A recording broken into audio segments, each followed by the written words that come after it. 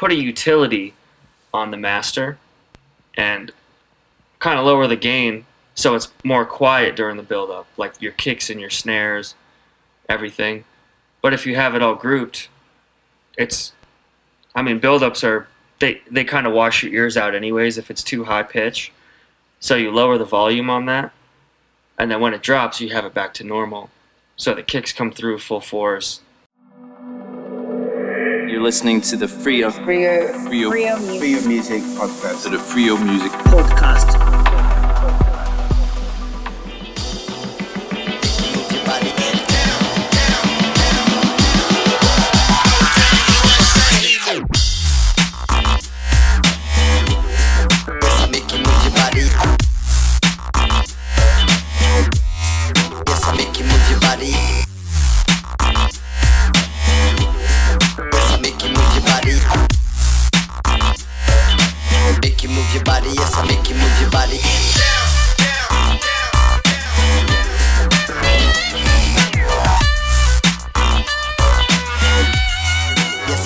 My name is Scott Rhatigan.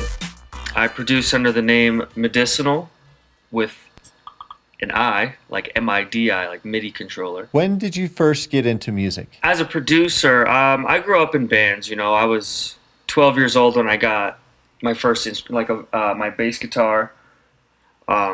Started a band in middle school, so I went down that route for a little bit. But as a producer, I started probably at 19 or 20 years old.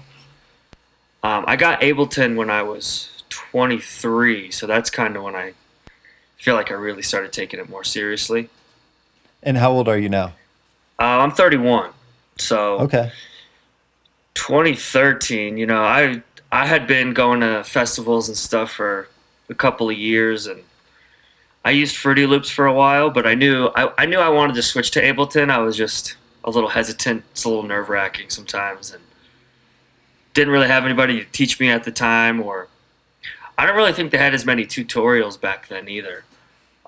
For sure.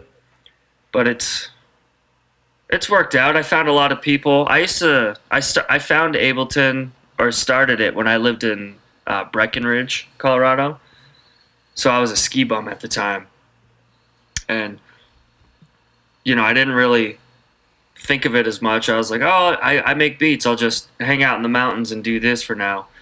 And being so close to Denver, I realized, I was like, man, maybe I should go down there and try to get serious. So I think I moved here in about, when I was 24, 25 years old.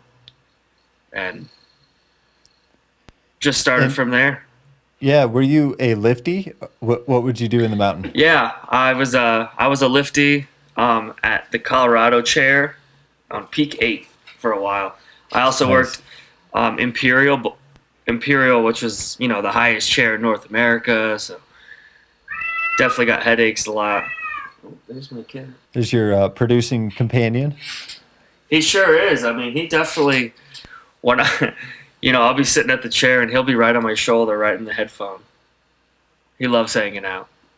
Nice. Yeah, he's a good dude. So after you found Ableton and kind of took the courageous leap of faith, hoping that you could figure this out and that you'll learn it on the way, you ended up figuring it out. You started producing beats. You're in Breckenridge, you're a ski bum. How'd you know, or snowboard? Do you ride or ski? I snowboarded, yeah. So I was riding. Okay, snowboard for sure.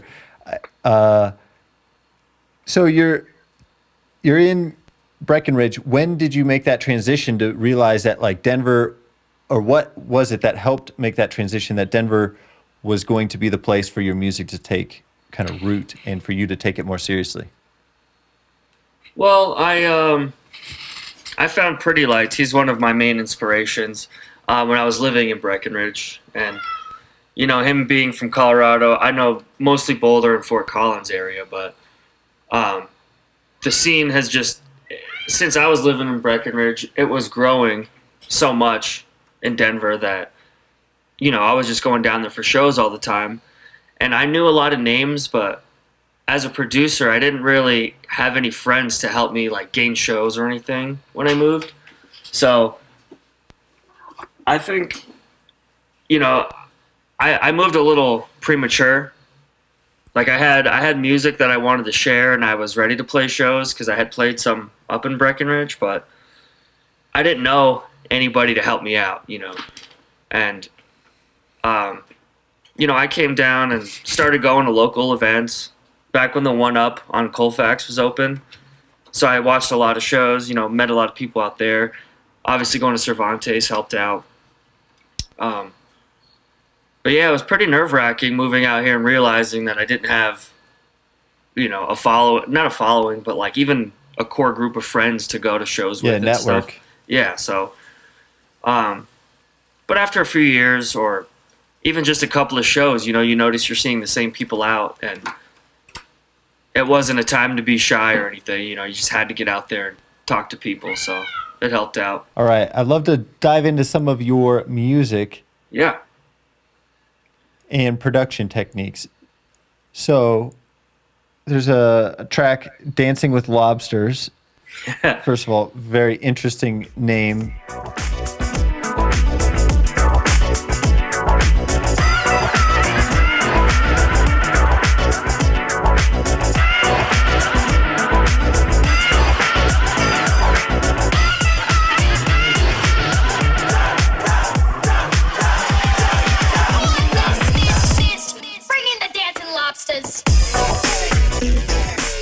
Tell me about the origination of that song. Man, that one, that's funny. That's definitely like one of the highlights. I made that, me and my buddy, so I have a friend named Cameron. We went to high school together. He's definitely helped me out in most of my medicinal endeavors. Whether it's support, helping me invest, spotting me money when I need it. Just anything, But I got booked to play Sonic Bloom in 2019, and I got him on my list to come film because he just got a new camera. So he wanted to film the whole, like a documentary type thing. And throughout growing up, he lived with me in Breckenridge or Colorado, like when we lived in the mountains. We were roommates. He was there for it all, And when I got booked for Sonic Bloom, he was like, oh, growing up, we had always talked about this idea. I like to throw in samples before drops, just kind of like anyone does. But I've always had the idea of, from the Amanda show, from Amanda Bynes. I don't know if you remember her. She was on the show All That on Nickelodeon. It was just like a kid's sketch comedy show from the 90s, and she had a thing called Judge Trudy, kind of like Judge Judy, but at the end of it, when they would like case close it and everything, she would hit the gavel and she would say, "Bring in the dancing lobsters." And at that point, a bunch of lobsters would come in dancing, or people in lobster costumes. Court dismissed. Bring in the dancing lobsters.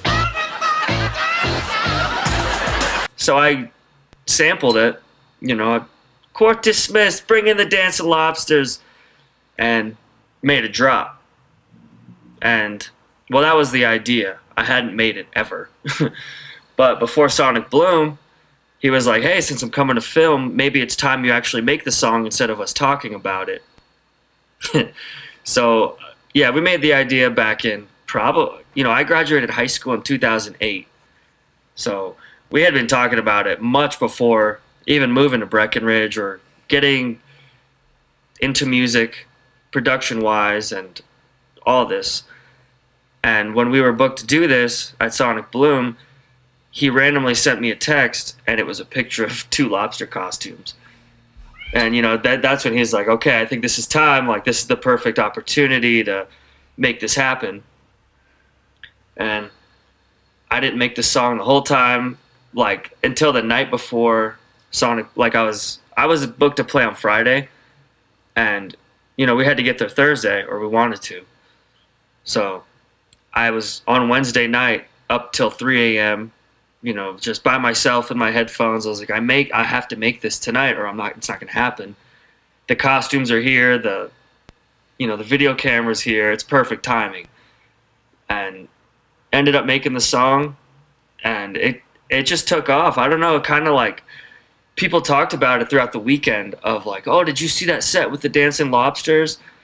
And one night, I wore one out just because it was cold out, and they ended up asking. Everyone kept asking, "Did you see that set with the lobsters?"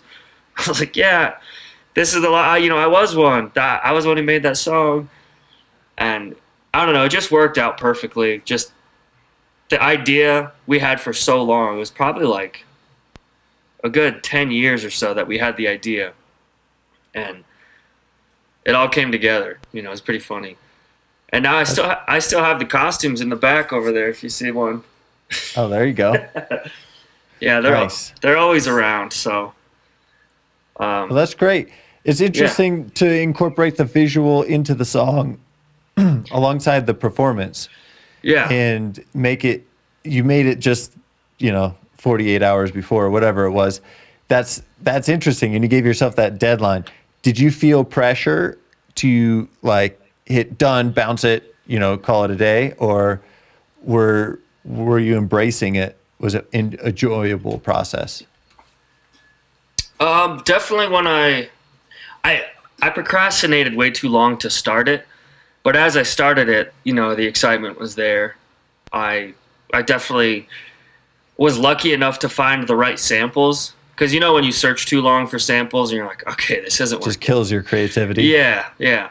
And since I already had the drop ready, I just made the build up first, how I wanted it to sound. But I used a couple of random samples in the beginning to help like transition into it. But I knew what I wanted the drop to sound like. So once I had the samples in place and the build up in place, the drop just came. It was really cool. And I've definitely wanted to make remixes. It's a couple years old now, and I've definitely overdone it. Maybe not, but I want to change it up a little bit now. But the fact that it's lasted this long makes me pretty happy. That's Especially great. making a song pretty much overnight. Before I released it, I definitely put some final tweaks into it, but I got it to a playable point for Sonic Bloom. That was fun. Talk to me a little bit about your live performance and what gear you choose to have on stage with you. I play through Ableton. I use strictly a Novation launch control and a launch pad, which work simultaneously, which is really cool. It's basically, I guess you could say it's kind of like an APC 40. It has all the same knobs, faders for volume in each track that you would choose, but the launch pad gives you more options to keep it diverse. You have 64 buttons rather than the APC. I don't know how many that one has. I haven't used it. But it has a user mode, so you can set up all the buttons and knobs and faders as you wish, which is really fun. I made a template a few years back, and I haven't changed much, but I've definitely added, you can add gate options, which I've learned how to use the gate a lot better, Ableton's gate, and it helps with build-ups. But I have fade to grays on each track. So basically, I kind of have my live setup as a DJ controller with options to play live samples on the side, kind of thing. Like I have deck A, deck B, and then track 3 and 4 next to those two, which correlate with each deck I'm trying to play with. And the samples are loops or one hits. So I kind of just have options up there so I don't get bored, But Yeah, that's interesting. yeah, I used to stem out my music. That way it was fun to transition and stuff. But I've learned it's just a lot more saving, a lot more files. I don't master my own music, so it's tough to want to play unmastered loops versus the mastered track that I have. But I chop that up into pieces and make my own loops out of that, little samples and stuff. So So another track, Look Deeper.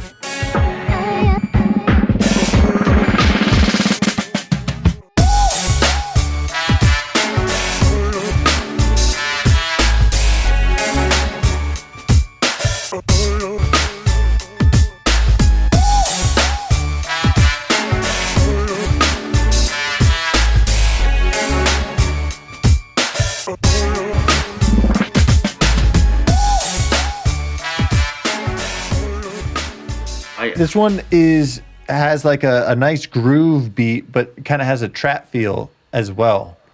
I'm curious, when you're going to make a song, I guess Dancing Lobsters, was 10 years coming, but 48 hours executed.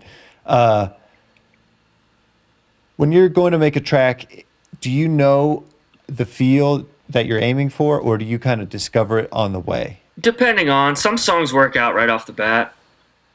I've had a lot of times where, sample searching, like we were talking about earlier, it could throw you off, or you could find the right drums at the right time. That track was when I was learning how to push my drums into the mix a little better. So I used more punchier, more punchy kicks and more snappier snares. And it's definitely, that one definitely worked. It punched through. And I've always liked my tracks like that. Like you definitely don't, I don't know, mellow tracks are fun if you're listening to them closely, they really make you kind of bop, like head bop, hip hop. But that track definitely didn't, I had the samples first and chopped those up, but I put the newer drums on top of it way later. That track was about 2 years old before I decided to revamp it, I guess. What were some of the tools that you used for that build up or the wine, right before the break? Mm-hmm. There's some interesting sounds in there. I'm curious maybe what tools or tips you would recommend somebody else who's looking to build a drop. What techniques did you utilize? So obviously it has a really big snare roll. It's just a constant, just fast snare roll. But I put an auto filter on that, and obviously low frequency to high frequency right before the drop. But just kind of messing with that, automating in ups and downs. But then I also kind of grouped everything and put a master filter on it. So everything got grabbed towards the end. And at the end, there was just kind of nothing happening. So when you do finally drop the song, the kick really stands out. Also, I've learned from a friend who has helped me with build-ups is put a utility on the master and kind of lower the gain so it's more quiet during the build-up, like your kicks and your snares, everything. But if you have it all grouped, build-ups are, they kind of wash your ears out anyways if it's too high pitch. So you lower the volume on that, and then when it drops, you have it back to normal. So the kicks come through full force, the bass and everything. So that's when I tried that, and it worked out. EQing a little, I don't like to mess with EQing as much, like after I set the sound I like. So that's why I use auto filter a lot more. But other than that, definitely a few samples. Their drum roll, that was a sample. Yeah. No, those are some great tips in there about the build. And I appreciate you going into detail and discussing the particular filters that you're using and sweeping from low to high to have that build up. And then also you brought down the volume from, we'll just say 10 to 8. And exactly. Just lower the dBs. Give a little bit of space and then crank it up to 11 when it slaps and bam. Yeah, that's it was awesome. Yeah. Because like tips. I said, there's, once you start taking out the lows during a build-up, you're hearing the riser, and it's just all highs. So turning it down, people are still going to think it's loudest, the loudest part of the song. So. Yeah, good point, because lower that human ears are more sensitive to louder pitches than bass. So great point there. And how do you add flavor and surprise to a track without overdoing it with, too many bells and whistles and samples and things? How do you add that element of, you're not doing 4-bar loops the entire time. That's just overly repetitious, but at the same time not overdoing it with the samples? Usually I mean, I want that to happen right off the bat when I'm making a track, and the reality of it is that's not going to happen.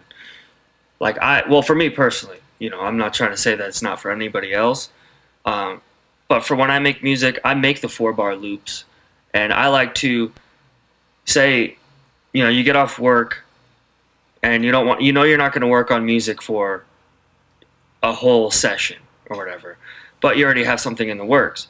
So I'll grab 4 bars, or 8 bars, however many you think you're going to work on, and change up that drum pattern, or change the kicks up, put a little break, take the kick out at the 1.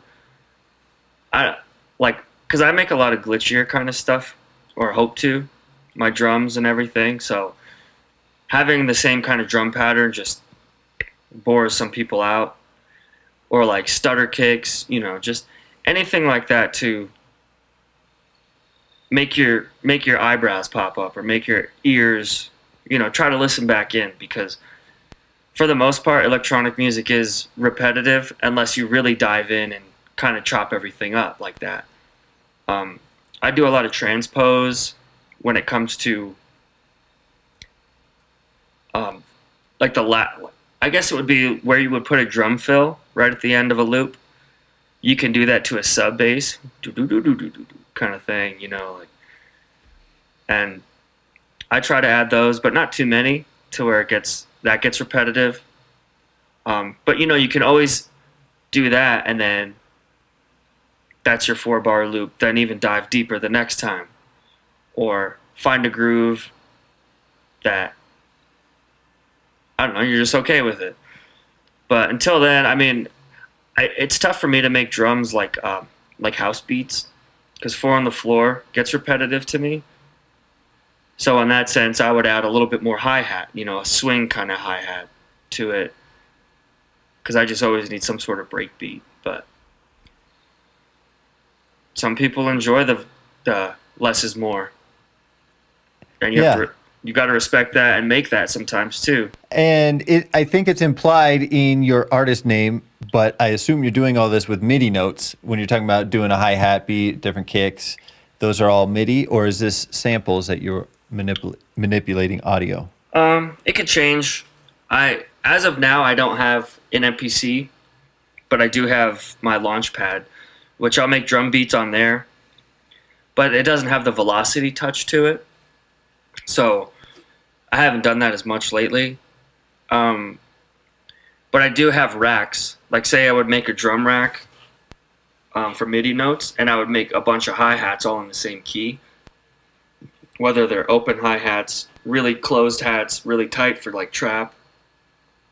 And then you could just hit random buttons on there, and it sounds like you made some sort of like creepy crawly hi-hat roll or something. But yeah, lately I've been using just audio samples of hi-hats. Haven't really dove in as much as I would like to, but you get excited about other parts of making music, and then you dive back into it. So For sure. And everything has its place. So right, there's nothing wrong with working audio or MIDI, obviously. Yeah. I use a lot of, well, I feel more comfortable using audio samples. Like, once I've made the MIDI notes, I'll always sample it to audio, just because I'm better with the VST. We're not VSTs, but like just any effects really. I feel it's a lot easier to manipulate them because you're not gonna ruin what MIDI notes you have. There's just a lot more little tedious notes you can mess up if you're using MIDI still. And plus, it messes with your CPU. Takes up a lot, so. So you think running audio is actually lighter than running MIDI? Yeah, it definitely is. I mean, personally, for me, I don't sound design as much as I'd like to. And I know you can't really sound design in audio as well as you can with, MIDI notes, and the VSTs work more proper in there. But at the end, once you found your final form of what you wanted, everyone, from what I've understood, has always resampled it to audio because the CPU is just too much to bear with. and it gets all crackly. You can't play your track through. Yeah, I guess there are a lot of effects and processing going on top of the MIDI note. So once you kind of bounce it to audio, then you are compressing all that processing. Now it just has to play an audio track. Exactly. So yeah, that does make sense. At first I didn't, it was unintuitive, but I appreciate you elaborating. Yeah, no doubt. It was definitely, I mean, I didn't want it to sound like it was more of a biased opinion rather than a CPU. I mean, my CPU I've never had a problem with, and other people have really big problems with it. But I don't want to have to deal with it, so I just render everything right away. That's a good point. Another track you have, Don't Stop, is a fresh one with The Business.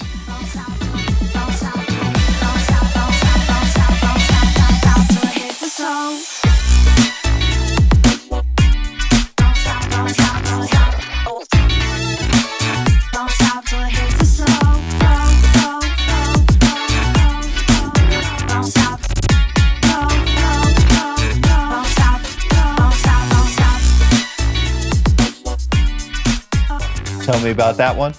Yeah, that one's great. We're actually doing a lot of work, or we did do a lot of work to get the release ready. But me and The Business, his name's Mike Berry. So me and Mike, we've definitely had a big history of just making really funky collabs. And I knew this one had potential, but I was just stuck in a rut. You know, I listened to it too many times or something, and I just couldn't figure out where to go next with it. But I sent him the track, and he was like, "Just give me the stems," because he actually works in Fruity Loops. So that's another tough part with him. You know, I work at Ableton, he's in Fruity Loops.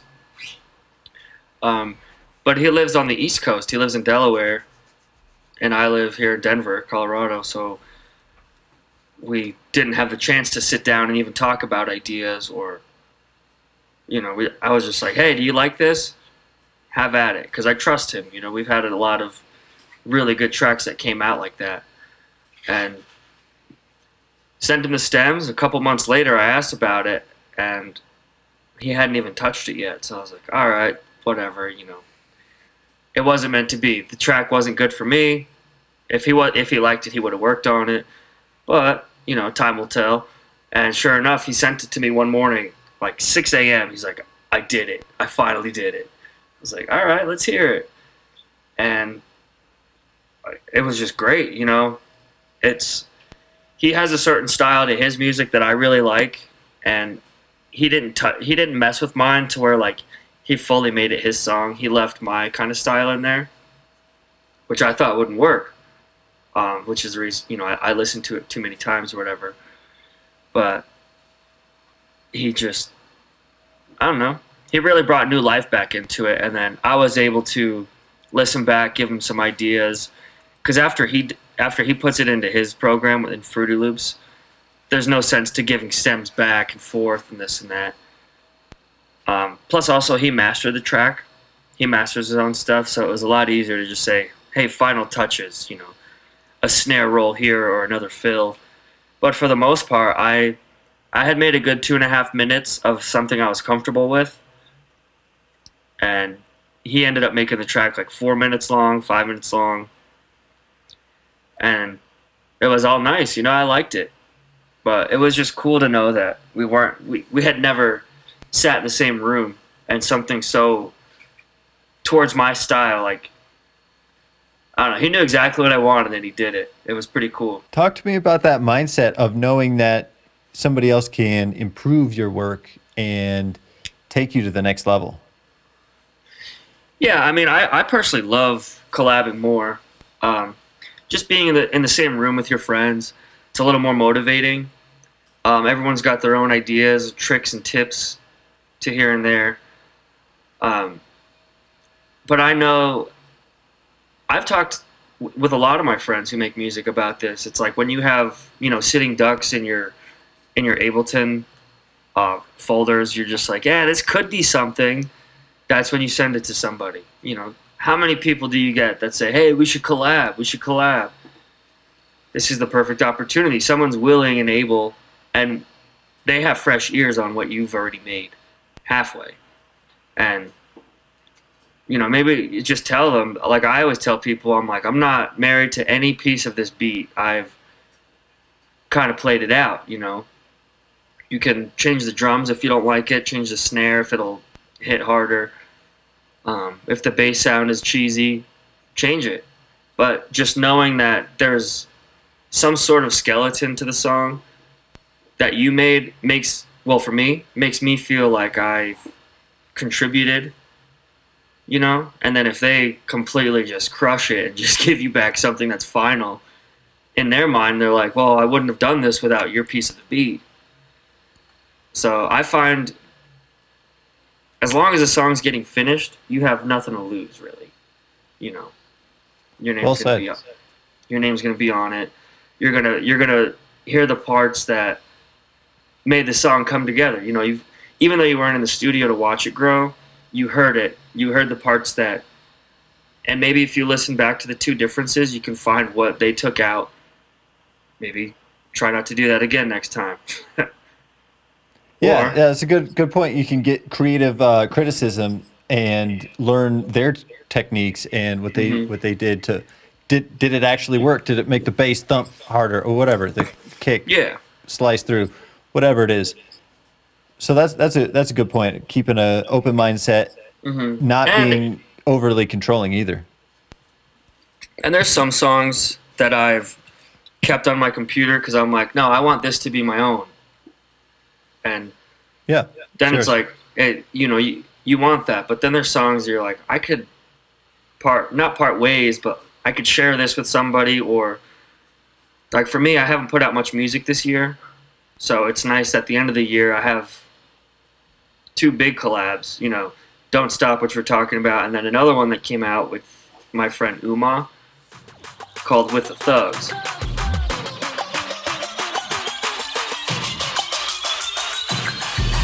Get a buzz with the thugs in the neighborhood. Get a buzz with the thugs in the neighborhood. Get a buzz with the thugs in the neighborhood.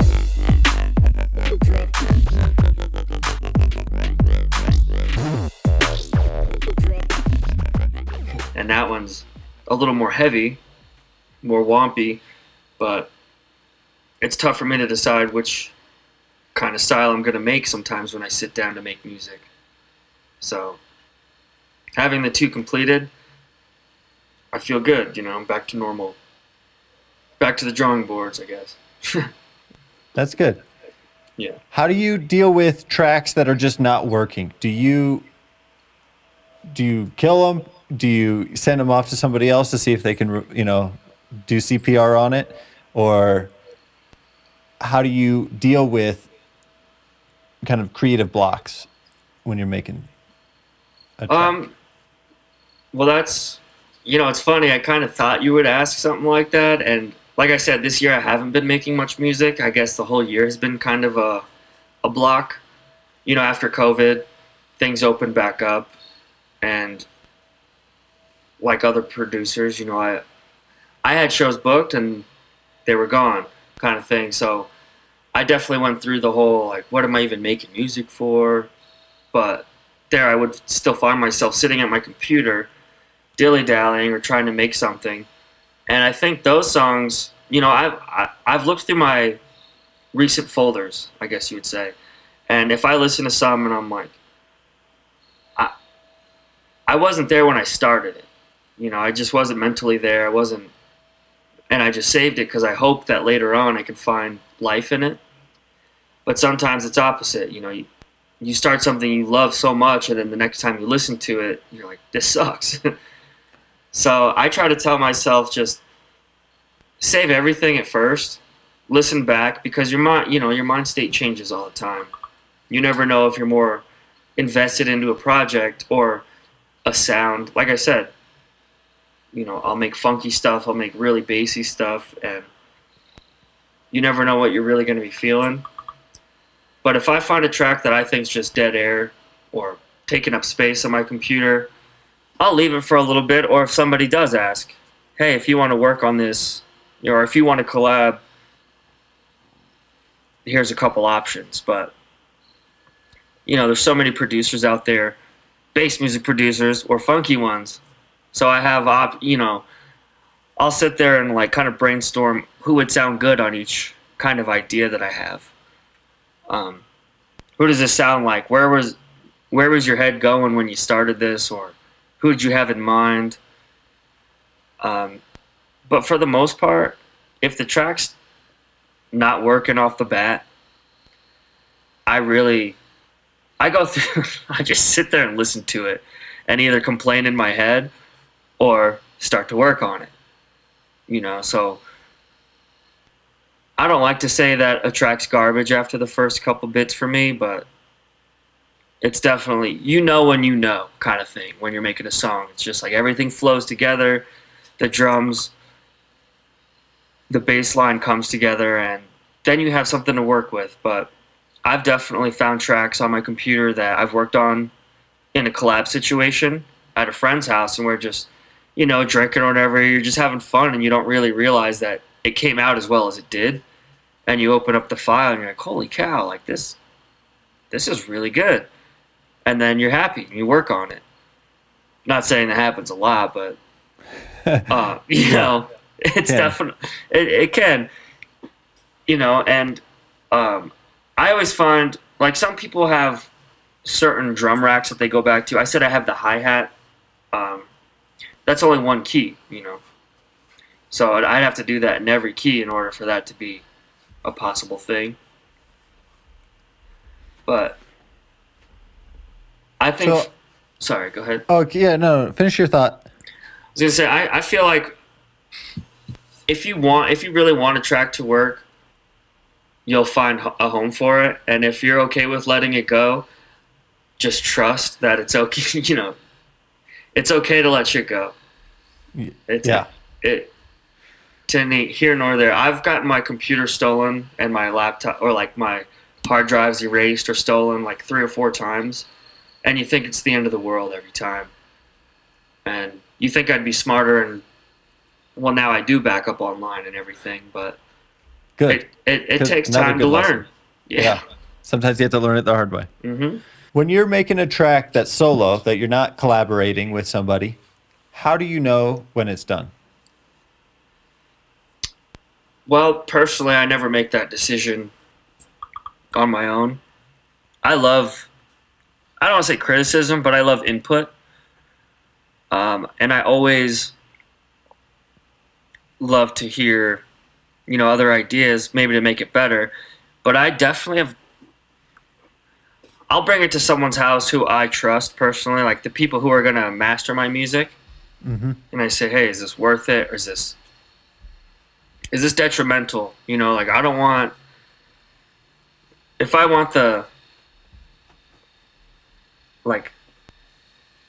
just want it to be known that I mixed and got this thing ready to go by myself, then I won't ask for help. I'll just say, hey, just master this. This is how I want it no matter what. But there's some songs when I know that it could be better, because I'll sit there and it's missing something. And like I said, you may think your mix is perfect, but there's always another ear or a better ear. But when I sit there and listen to my track, if I know that I can bring it to somebody's house, like somebody who masters, who knows mixing and everything very well, if I'm comfortable with listening to my track through and saying, oh, they're not going to judge me, or they're like, what would they say? What would the master do? So I guess go from there. That there's going to be little critiques here and there, but if there's easy mistakes that it's like, oh, well, I'm going to go home and do that. It's like, well, then don't send it out. It's not ready. So just think outside the box rather than if you think it's okay, because other people are going to need to like it too. And if it makes everyone happy, then we'll all be good. Well, that sounds impossible. Yeah, exactly. Yeah, well, we shoot for it. Yeah, no kidding. So you got another track, Get Down.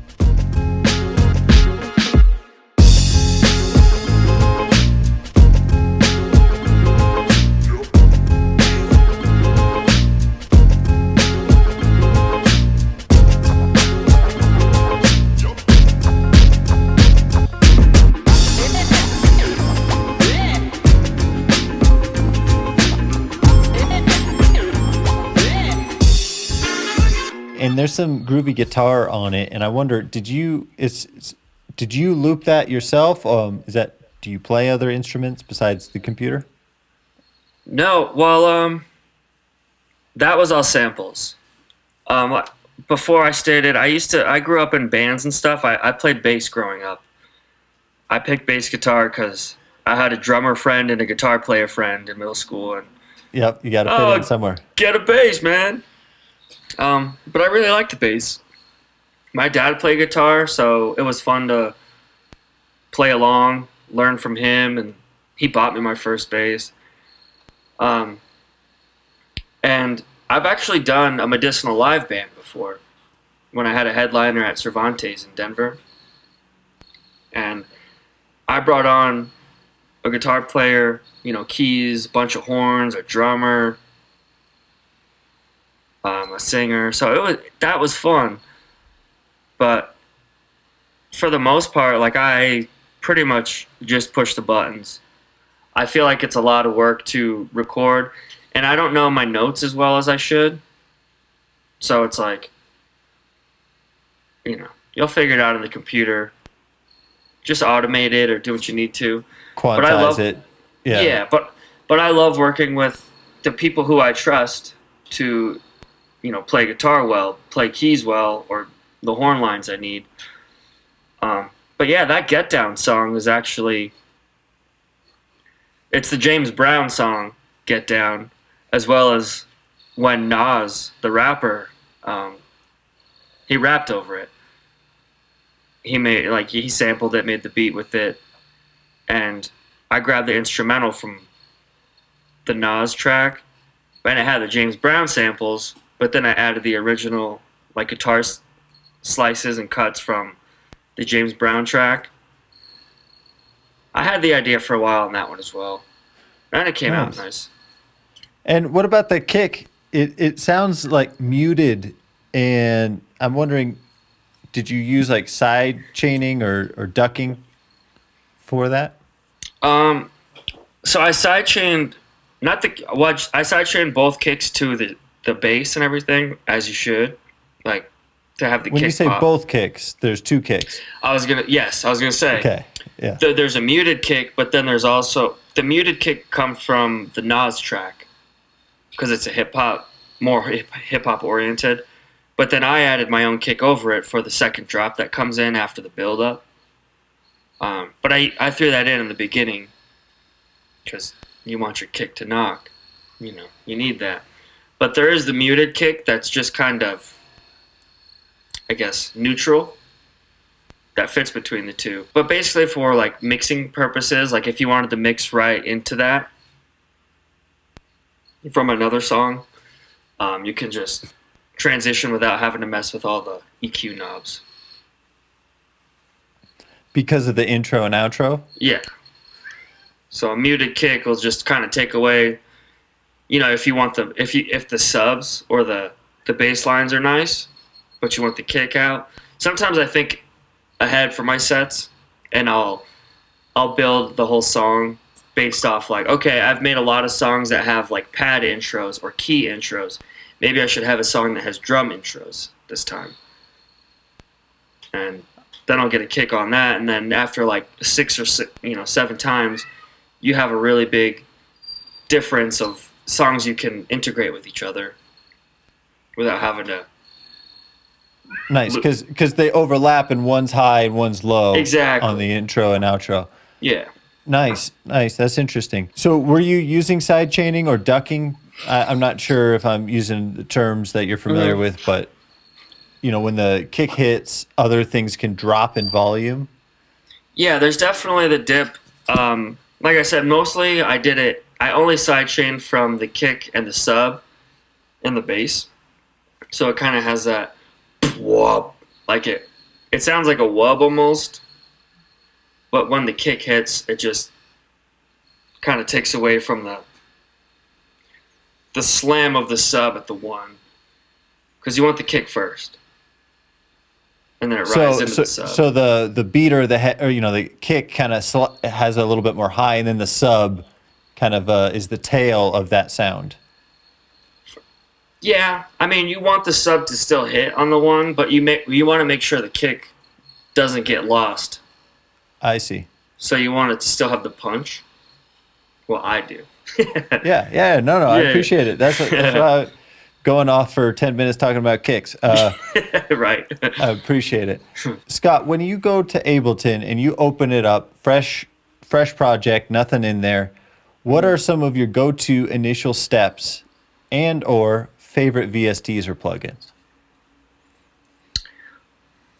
My computer's pretty limited with VSTs as of now. Mainly Massive, Serum. I don't really use Massive anymore, actually. So Serum.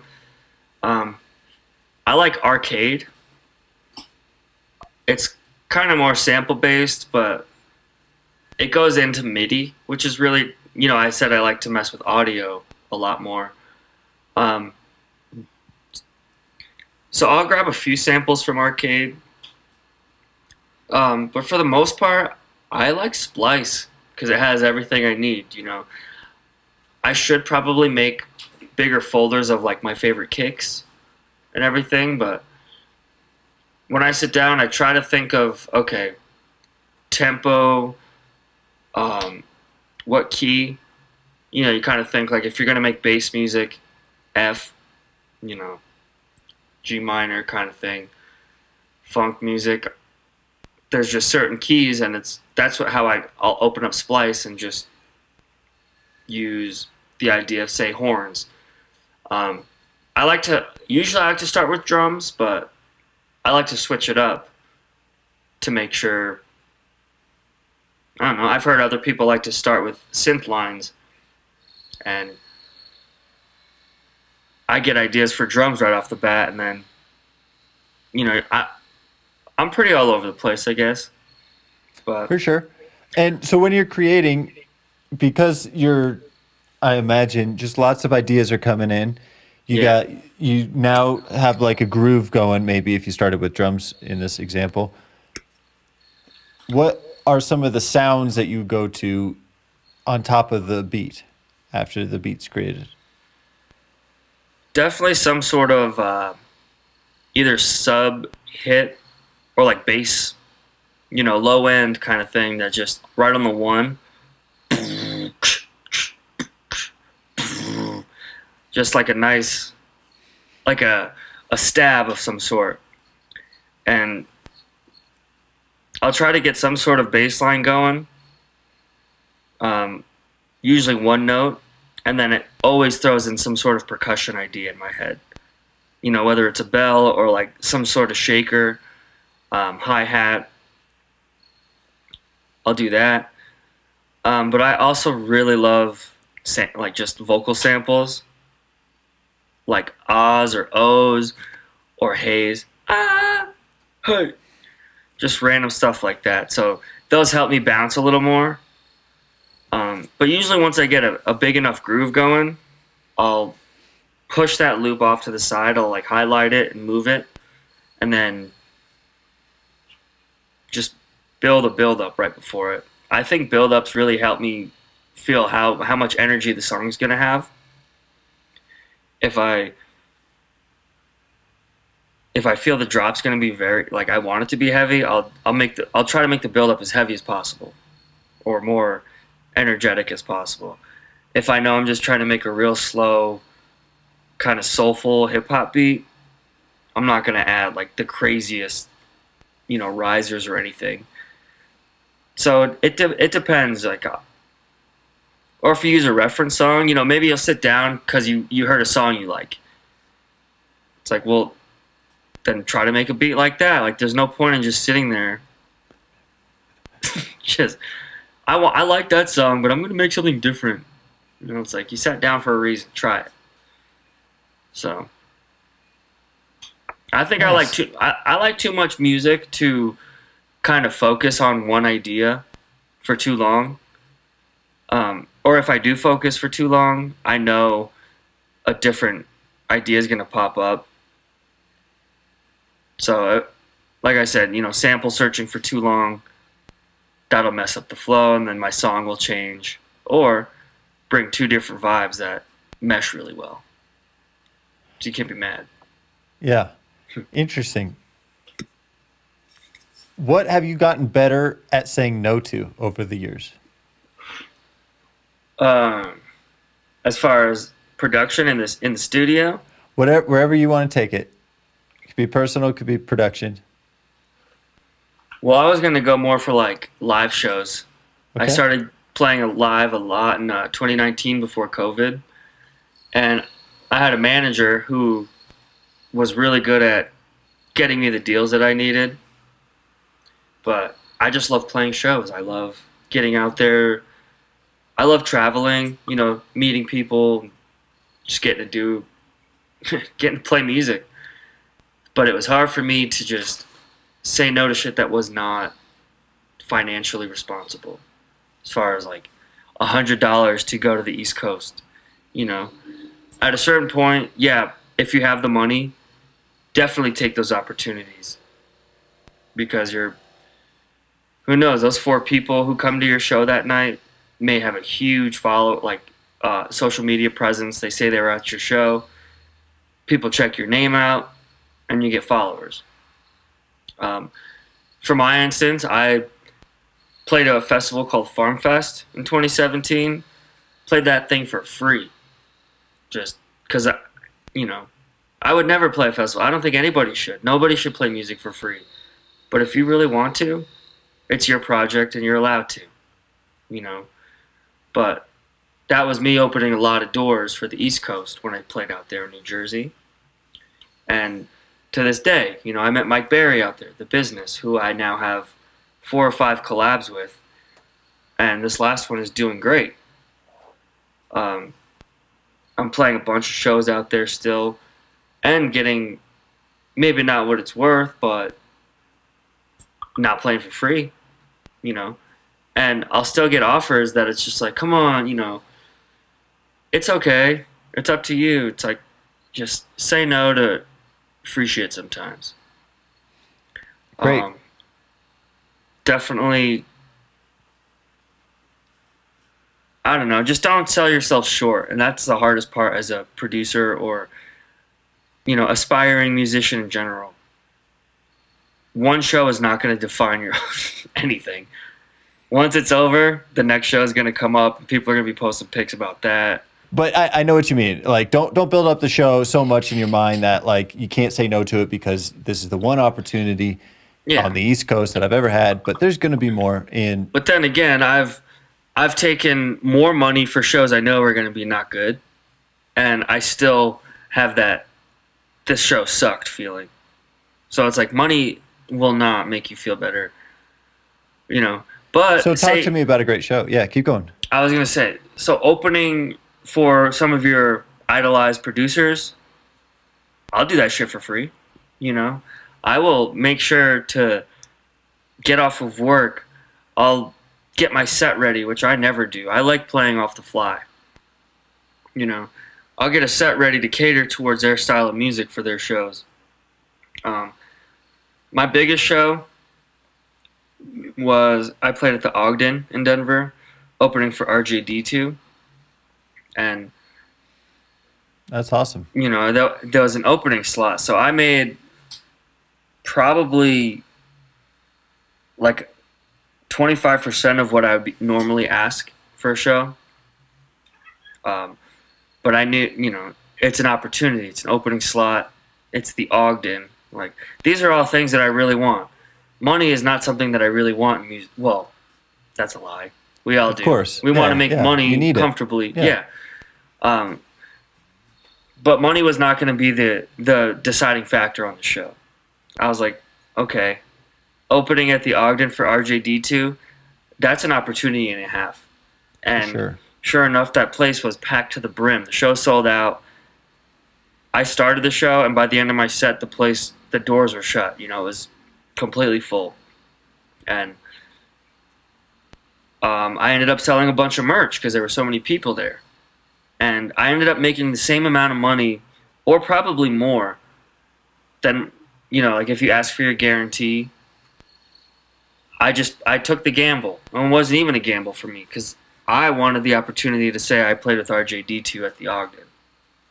Yeah. You know, and if that makes you happy, then that's your that's what you get. And I don't know. I found more happiness in getting to open for people I loved. Like I opened for Michael Menner, you know, Manic Focus, Daily Bread, all these cats, Break Science, and that's more for me, I think, than just being like, yeah, I saved all the money from those shows. It's like, okay, like what do you do with the money then at that point? It's like I have stories to tell now. Yeah. You know. Well, that's beautiful. A great piece of wisdom there, that the meaning of the show is not defined by a number and shouldn't be. No. It should be meaningful to you. And Yeah. at the same time, you should ideally shoot to be paid well for doing what you do. But sometimes there's opportunity out there that is way worth taking less. Yeah, for sure. That's great. What advice would you give to a young musician starting out today? Definitely, I'm going through it still today, especially because COVID, is don't let other people's success throw you off. Define where you're at. Like, you know, I moved out here. I didn't have one friend, and I learned that people respect people who respect people. So, you know, go out, show love, show support, go to shows, but don't be overbearing. You know, you've seen the people who, like,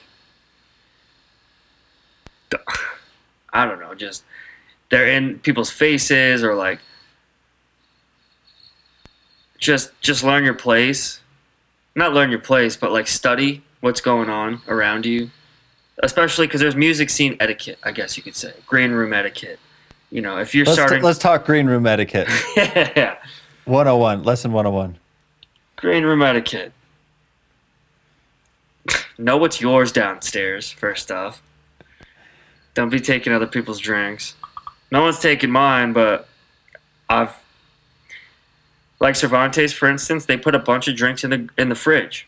And then people get let down there who aren't in the show. They just get let down by friends.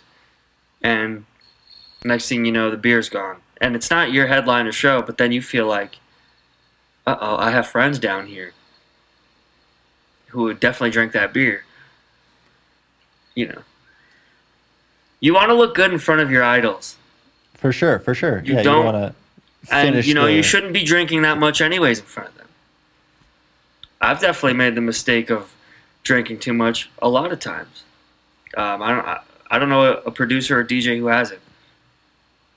But yeah, let's talk about that. How do you get yourself in the right mentality? Be hanging out. Obviously, it's around, right? There's plenty of alcohol. Mm-hmm. It's like part of the scene, and other items too, I'm sure, are around.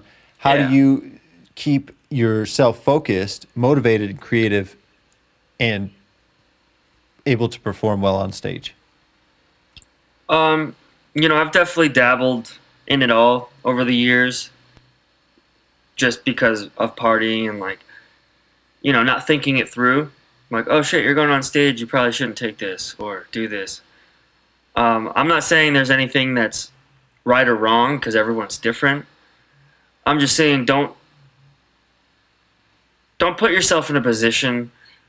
You know how, okay, say on shrooms. I don't like shrooms.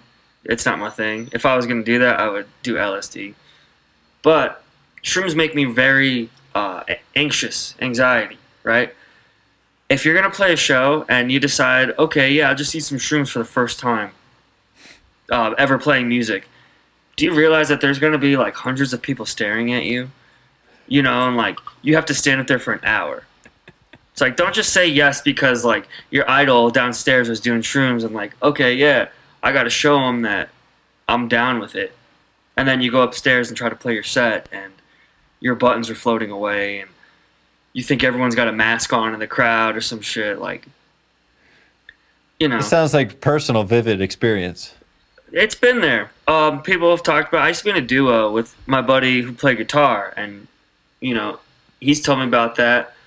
I've definitely done some L on stage, and that's when you know you think about so much stuff that's not important to the music, and so I definitely like to drink a couple of beers to get comfortable. I get really bad anxiety now for I don't know what reason. I think because the shows were getting bigger, maybe more people looking at you. Um, I always like to have a beer on stage, but I always like to have a water as well. You make your decision, you know. You have options. I have my jewel here. I'm smoking my jewel, or I have a weed pen. You know, anything that makes you feel like you're living your most normal life, because you're not a lot like you have an hour on stage, right? And you're just like, okay. Even if you want to talk to someone or ask a question or does this sound okay? How's this look out there? You can't. You just have to stand there and make sure you're doing what you're doing.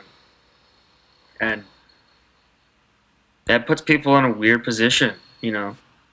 I've definitely had times where I just keep drinking the beer up there because I get anxious of what people are looking at. It's like, oh my God, they're looking at me.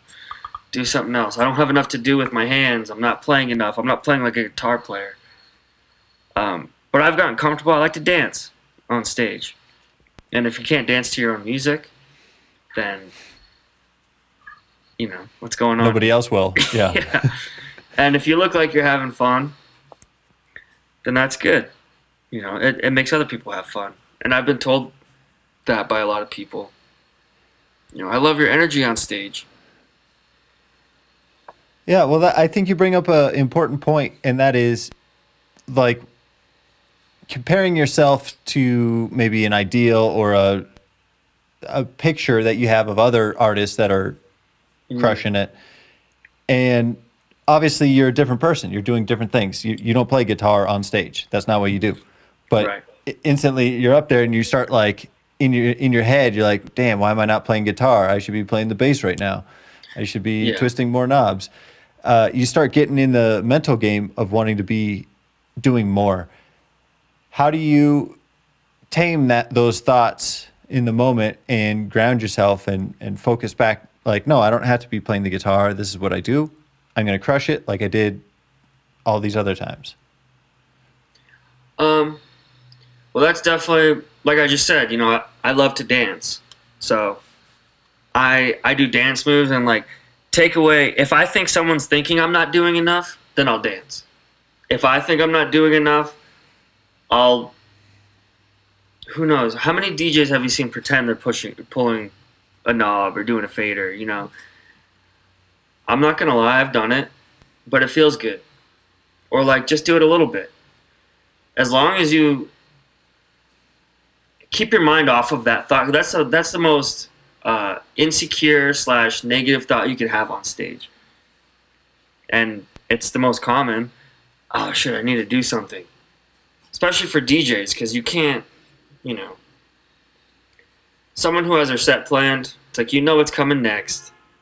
You know, but you want to add something. That's why I have those lines of sample buttons. You know, I'll add a quick button or I'll put a loop in. I love the loop "It's Going Down" by Young Jock. Throw that during a transition when the beat's getting really quiet. Boom! It's going down, and it makes me feel better because that one always makes me happy. You know. Then I get back into like the dancing groove. You know a build-up's about to happen. But everyone's different. Like I said, I don't like making my own sets, but I know my music well enough to where I've trial and error to like pretty much every song together. So I know I'm like, oh, these two go together. Let me use something in between them somehow. And it's always new, you know. So I don't want to say don't perfect your set to the point to where like you're scared to play or like I don't know, To break out. don't not practice, but also know your stuff well enough to where you're comfortable, rather than like if I miss it by like 0.8 or like an 8-bar loop, like I don't know how to fix this, you know? Yeah, that would be a problem. Because then you have 20 minutes of pure anxiety and people looking at you and you're uncomfortable. You're gonna take a sip of your beer, you know. For sure. Yeah, I've definitely witnessed a few artists, I won't say their names, but who, you know, queued up the next track and it drifted off and was so far off that they literally just had to hit stop on the whole thing. And it's like, dude, you don't want to do that. Like, that just like, it ground to a halt. You couldn't like, you know, adjust the tempo on one of them. But regardless, it's good to be familiar with your set, to be able to take things as they come and to switch it up. I also like your strategy real quick about preparing and having those samples and those one shots and the loops that you can add in, because you know you're going to have those thoughts when you get on stage. You know, damn, I should probably be doing something. And then you're like, oh, actually, I got something to do. I got this button. Yeah. You know, and so you're ready for it. So that's great. Mm-hmm. And that also comes with trial and error, you know. Yeah, no kidding. Like, man, I wish I had a sample button. Oh, I'm going to make that later tonight. Yep. Nice. For somebody out there who doesn't already know your music, where's the best place that they can reach out and connect with you? Well, if they want to listen to the music, I mostly pay attention to SoundCloud and Spotify. I'm on Instagram and Facebook every day. Pretty much those four. I mean, I have all the socials. I have Twitter. I have a Bandcamp. I just haven't updated most of them in a long time. Oh, that's plenty, man. Yeah, but like I said, Instagram, 6 platforms. Yeah, Instagram and Facebook, I have them linked pretty much. So any post goes to each. SoundCloud, I was trying to focus on more until lately it seems like Spotify's the way to go. So if you find my Spotify, please follow that one, because we can all use the little help there. Last question for you is open-ended. Is there anything else that you would like to share? You know, as of now, not really. I mean, I was working with a really good manager, Diana Henschel. She was working with, I'm with Potent Productions. Just want to shout out that crew and Diana, because she's taking a career change. And first I want to say congratulations to her, but I am now taking my own bookings into hand. MIDIcinalmusic@gmail.com. So that'll go directly to me in my email. Until then, I'd like to try to find a home. So if there's any other booking agents out there, but if anyone wants to book or talk to me, MIDIcinalmusic@gmail. Hopefully 2022 brings a lot of joy and fun times and festivals and shows.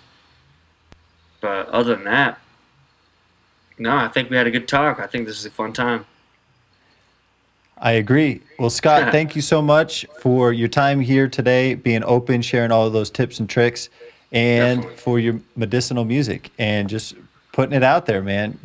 I appreciate that you hit publish on it, that you collaborate, that you put out your art for others to enjoy.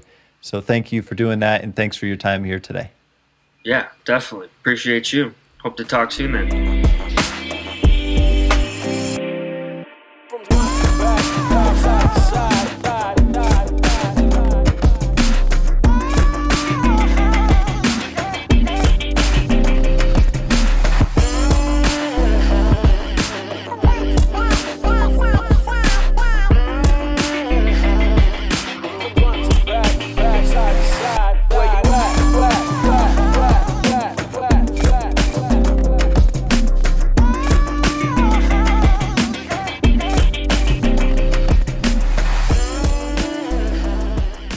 Listening to the Freio Music Podcast with Michael Morahan. Be sure to like, subscribe, and hit that notification bell so you don't miss a single episode. And don't forget to share this podcast everywhere. Thanks for listening, and until next time, stay tuned.